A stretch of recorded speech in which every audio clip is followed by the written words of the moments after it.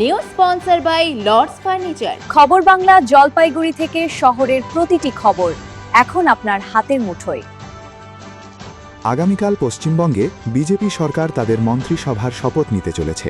গঠিত হতে চলেছে নতুন সরকার। ব্রিগেডে অনুষ্ঠিত হবে তারই শপথ গ্রহণ অনুষ্ঠান। তার আগেই শুক্রবার সকালে বিমানে দিল্লি থেকে কলকাতায় এসে পৌঁছালেন কেন্দ্রীয় স্বরাষ্ট্রমন্ত্রী অমিত শাহ। কিছুক্ষণ আগেই কলকাতায় এসে পৌঁছান স্বরাষ্ট্রমন্ত্রী।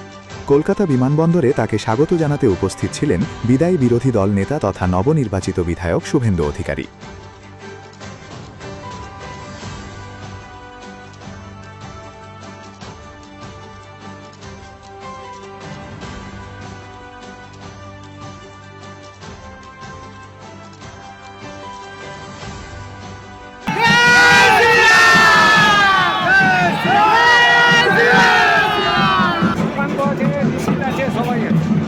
শ্রমিক হরতাল আছে।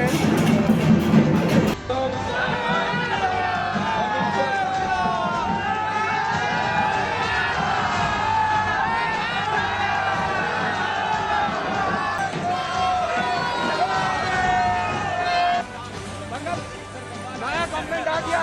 अमित जी पब्लिक के लिए कुछ बताएंगे बंगाल का गवर्नमेंट के